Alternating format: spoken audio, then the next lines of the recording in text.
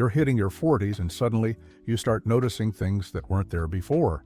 That mid-afternoon slump that just won't quit, even if you slept like a log.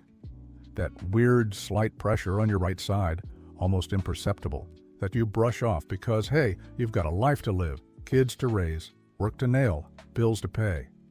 You look in the mirror and see someone trying, really pushing themselves, but feeling like your body just isn't cooperating like it used to.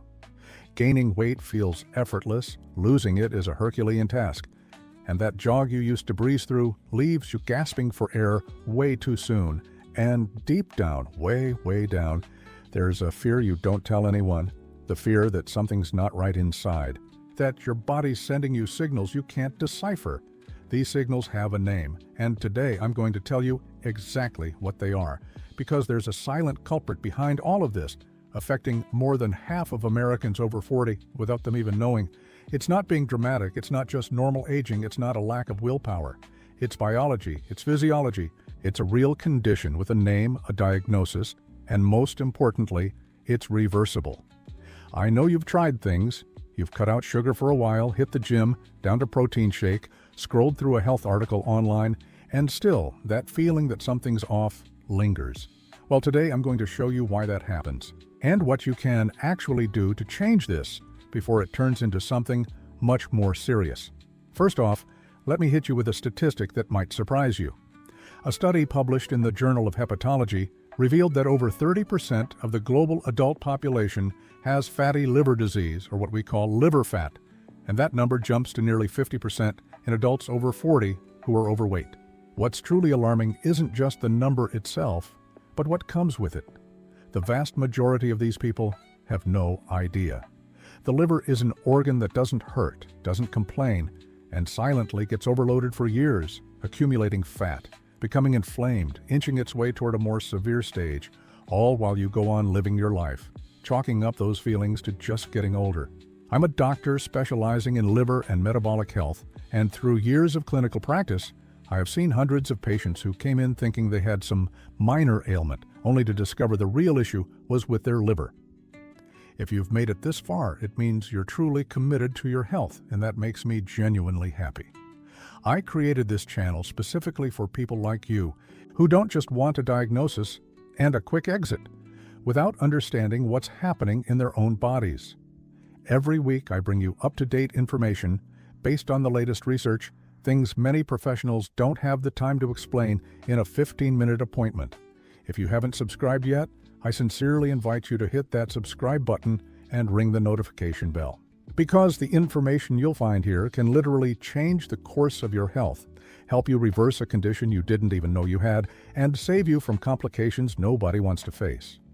You're not alone on this journey, and together we're going to understand and take care of your liver. Now, I need you to stick with me until the end of this video, because the fourth sign I'm about to reveal is the most overlooked, the most underestimated, and curiously, the one that shows up most often in patients who arrive with advanced fatty liver disease without ever suspecting a thing. But before that, let me tell you about Marlene. Marlene was 47, a teacher, mom to 2 teenagers, and lived what she described as a reasonably healthy life. She didn't drink, didn't smoke, tried to eat well most days, and walked 3 times a week when her schedule allowed. She went to her primary care physician for a routine checkup, ordered her usual tests, and when she went back for the results, she heard something unexpected. Her ALT, or TGP, was 78, almost 3 times above normal, and the ultrasound showed a liver with a coarse texture and signs of moderate fatty infiltration. In plain English, Marlene had fatty liver and had no clue. It floored her. She stared at the results, unable to process them, because in her mind, fatty liver was for people who drank heavily, ate fried food constantly, or just didn't take care of themselves. And she didn't fit any of those profiles. But the reality is, non-alcoholic fatty liver disease, which is precisely liver fat unrelated to alcohol, is far more common than people realize, and its triggers go far beyond what most people assume. Now, I need to pause for a moment and ask you a question, and I want you to be completely honest with me, because your answer could help thousands of people watching this video right now. Are you over 40 and feel like something in your body has changed recently? but you're not quite sure what it is? Have you had any tests come back with elevated ALT, AST, or GGT and didn't fully understand what it meant? I know it's tough to admit something might not be right. I know the daily grind makes us shove those worries under the rug. I know it's scary to find out. But I want you to know this is a safe space. No judgment, just information and care. So I'm asking you. Comment below using these words if you like. You can copy and paste, "over 40 and worried about my liver." When you do this, you're not just speaking for yourself. You're showing others they aren't alone in this silent fear. You're creating a ripple of strength and care. I read every single comment, and your story matters deeply to me. Let's break down what happens inside your body after 40, because understanding the biology is key to making choices that actually work. After age 40, your system undergoes a series of hormonal and metabolic shifts that create an internal environment conducive to fat accumulation in the liver. Your metabolism slows down, your body becomes less efficient at using insulin, and what we call insulin resistance starts to emerge. This resistance is a silent, sneaky mechanism. Your pancreas produces insulin normally, but your body's cells don't respond well to it. So, the pancreas has to produce more and more to compensate. And this excess circulating insulin promotes fat storage, including in the liver. The liver, which should be processing and eliminating fat, starts to store it. Initially, it's in small amounts, which we call simple fatty liver, and then it builds up enough to cause inflammation, leading to what's known as non-alcoholic steatohepatitis, or NASH. If this inflammation persists for a long time without treatment, the liver begins to develop fibrosis, which is internal scarring. If this progresses, it can lead to cirrhosis, a serious stage that's much harder to reverse. The good news, and I want you to hear this loud and clear, is that in the early and moderate stages, fatty liver disease is completely reversible. The liver is an organ with an extraordinary capacity for regeneration, and with the right changes, it can eliminate this fat and recover. Comment below with your AST and ALT levels if you have those tests handy, because that will help you understand what stage you might be in, and it will help me create even more relevant content for what you need. Now let's talk about the 5 silent signs that appear after 40, which your liver uses to try and warn you that something isn't right, starting with the most common and moving to the 4th sign, which is the most overlooked of all. The first sign is disproportionate fatigue. I'm not talking about being tired from working hard or not sleeping well. I'm talking about a fatigue that has no clear explanation, that's present even on days when you've rested well. That seems to come from within, as if your body is consuming energy to do something you can't see. This happens because a liver overloaded with fat has compromised function. It processes toxins with more difficulty, produces proteins less efficiently, and creates a state of low-grade chronic inflammation that constantly drains energy. The second sign is persistent abdominal bloating, especially in the upper right part of your belly. Many people attribute this bloating to their gut, to gas, to what they ate the day before. And in some cases that might be true, but when the liver is enlarged due to fat accumulation, it presses on surrounding structures and creates that feeling of pressure or mild discomfort that comes and goes, that worsens after heavier meals, that never completely disappears. The third sign is sleep disturbances, particularly difficulty achieving deep restorative sleep. The liver works intensely overnight, which is when your body does a lot of its metabolic cleanup. When it's overloaded, this process is impaired, and your body ends up waking up in a state of alert, leading to fragmented, shallow sleep and a feeling of not having rested even after hours in bed. Let me tell you about the story of Robert, who was 52 and a sales manager at a mid-sized company. Robert was the type of person who never stopped, always in meetings, always traveling, always with his phone in hand. When he came to my office, he was complaining specifically about the third sign I mentioned, awful sleep. He'd sleep 6-7 hours, but wake up tired every day. He was frequently irritable, had trouble concentrating, and had gained about 8 pounds in the last 2 years without changing anything about his diet. In fact, he thought he was eating less than before. When we ran his tests, his GGT was 94, his ALT was 87, and the ultrasound showed grade 2 fatty liver. Robert was silent for a long moment when I explained the diagnosis. Then he asked "But doctor, I hardly drink. How can I have a fatty liver?" And that's one of the questions I get most often, because there's a huge myth that only heavy drinkers develop this condition.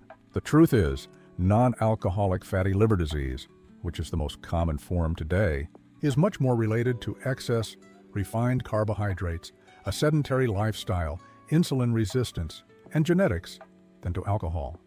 Robert didn't drink, but he ate a lot of white bread, a lot of pasta, a lot of juice boxes, too much fruit thinking he was being healthy. And this dietary pattern had been fueling the fat accumulation in his liver for years. Now we arrive at the fourth sign, and this is what I call the most overlooked, the most underestimated, and paradoxically the most common in patients with moderate to severe fatty liver. I'm talking about changes in the skin and eyes that most people attribute to normal aging. Yellowish skin. Most people think it's the lighting, slightly yellow eyes on the edges. Most people think it's fatigue or lack of sleep. Itchy skin with no apparent cause, especially at night. Most people use moisturizer and don't think about it again. Skin with a different texture, with a tendency for dark patches on the neck and underarms, those stains that look like dirt that won't wash off. Most people think it's a dermatological issue. These dark patches have a technical name, acanthosis nigricans, and they are an almost unmistakable sign of severe insulin resistance, which in turn is almost always associated with fatty liver disease. When the liver can't properly process bilirubin, when bile salts start to build up in the blood, when the skin's metabolism is affected by systemic inflammation, the body starts to show it on the surface. And after 40, when the skin already has its own natural changes, these signs blend in and become invisible to most people. The fifth sign is the persistent difficulty in losing weight, even with diet and exercise. This is the sign that causes the most frustration and guilt in people. You try, you push yourself, you eat less, you go to the gym, and the scale simply won't budge, or it even gets worse. This happens because fatty liver profoundly alters the body's energy metabolism. When the liver is full of fat, it produces excess glucose even when fasting stimulates peripheral fat storage, interferes with hormones that regulate appetite and satiety, and creates a vicious cycle where the more fat in the liver, the harder it is to lose weight, and the harder it is to lose weight, the more fat accumulates in the liver. Breaking this cycle isn't about willpower, it's about the right strategy, understanding the physiology, and acting on it intelligently. If you have fatty liver and identified with any of these signs, hit that like button now. This simple gesture helps this video reach more people who need this information and haven't found this channel yet. Now I'm going to tell you about the protocol we use to reverse fatty liver disease based on the most current medical evidence. The first step is reducing the consumption of refined carbohydrates and simple sugars, which are the biggest culprits for fat accumulation in the liver, via a mechanism called de novo lipogenesis. This doesn't mean going completely carb-free forever, but it does mean a significant and consistent reduction in white bread, white rice, regular pasta, juices, sodas, sweets, and ultra-processed products. Many patients ask me, but what about fruit? Fruit in moderation, especially those with a lower glycemic index like apples, pears, and berries, can still be part of the diet. What needs to be eliminated is excess fructose, which is primarily found in refined sugar and high fructose corn syrup, present in countless processed foods. The second step is introducing healthy fats, especially extra virgin olive oil, which has a proven anti-inflammatory and liver-protecting effect. Recent studies have shown that regular consumption of olive oil reduces liver enzymes and improves fatty liver markers in patients with NAFLD. The third step is physical exercise, and here there's a crucial specificity that most people don't know. For fatty liver, moderate aerobic exercise combined with resistance training is much more effective than just walking. This is because muscle is the body's largest glucose consumer, and when you increase your muscle mass, you increase your body's capacity to use glucose instead of storing it as fat in the liver. 30 minutes of moderate walking, plus 2 days of strength training or functional exercise per week can already produce measurable results in liver enzymes within 12 weeks. Frequently asked questions land in my office every day, and some of them are so common that I need to address them here. The first is, do I need a biopsy to know if I have fatty liver? The answer is no, in most cases. An abdominal ultrasound can identify steatosis with good accuracy, especially in moderate and severe grades. To assess fibrosis, there's a test called liver elastography, which is non-invasive and very precise. A biopsy is reserved for cases where there's diagnostic uncertainty or a need to evaluate fibrosis in specific situations. The second question is there medication to treat fatty liver? The answer is, currently, the cornerstone of treatment is still lifestyle changes, but there are medications that help in the context of severe insulin resistance, such as metformin, and the newer GLP-1 analogs, which have shown promising results in reducing liver fat. But these decisions must be made with your doctor based on your exams and your medical history. The third question is, how long does it take to reverse it? This varies greatly from person to person, but studies show that with consistent changes in diet and exercise, it's possible to observe a significant reduction in liver enzymes within 12 weeks and a reduction in visible fat on ultrasound within 6 to 12 months. Let me tell you about another clinical case that perfectly illustrates the reversibility of this condition.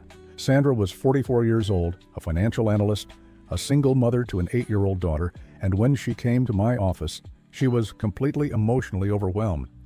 She had just received a diagnosis of grade 2 fatty liver with TGO at 65 and TGP at 89, and she was panicking because she had read online that it could lead to cirrhosis. I made sure to sit with her and calmly explain that we were at a stage where reversal was completely possible, that her liver had an extraordinary capacity to recover if we changed the conditions that were maintaining that state. Together, we outlined a protocol: reduction of refined carbohydrates, increase in protein, and good fats in her diet. Introduction of walking 5 times a week and 2 days of strength training. Use of vitamin E in a therapeutic dose that has scientific evidence in reducing liver inflammation in patients with NASH without diabetes, and inclusion of coffee. Yes, coffee, which has a proven liver protective effect. 8 months later, Sandra returned with new exams: TGO at 28, TGP at 31 within the normal range, ultrasound showing a liver with expected texture with no signs of steatosis. Sandra cried in my office, not from sadness, but from relief, from victory, from gratitude for her own body that, with the right conditions, knew how to heal itself. Comment below if you've tried to reverse fatty liver before and couldn't, because your answer might hold the key to understanding what was missing in your previous strategy, and I can create a specific video to address that. Let me give you a quick recap of the most important points we covered today, so you can leave here with a clear understanding of what to do. After age 40, the risk of developing fatty liver disease increases significantly due to hormonal and metabolic changes that create an environment conducive to insulin resistance and fat accumulation in the liver. The 5 silent signals your liver sends when it needs help are disproportionate and persistent fatigue, even with adequate rest, swelling or discomfort in the upper right abdominal area, sleep disturbances with difficulty achieving deep restorative sleep, changes in skin and eyes like dark spots on the neck and underarms or a slight yellowish tint that most people attribute to aging, and persistent difficulty losing weight, even with consistent effort. The cornerstone of treatment is lifestyle change, focusing on reducing refined carbohydrates, incorporating healthy fats, combining aerobic exercise with resistance training, and in some cases, supplementation and medication guided by a specialist. And most importantly, the liver has an extraordinary capacity to recover when you provide the right conditions for it. If this video helped you, if it opened your eyes to something you didn't know, I'm asking you from the bottom of my heart, please hit that like button now, because this simple gesture helps this content reach more people who need this information. Share this video with someone you love who is over 40, because you could literally be saving someone's health with a single click. And if you're not yet subscribed to this channel, please do so now and hit that notification bell, because every week I bring you new science-based information explained in a way that anyone can understand and apply. You deserve to take care of your health with quality information, and I'm here to help with that. In the next video, I'll be talking about the 3 foods that seem healthy but are silently destroying your liver, including one that almost everyone consumes daily thinking they're doing themselves a favor. You won't want to miss this one.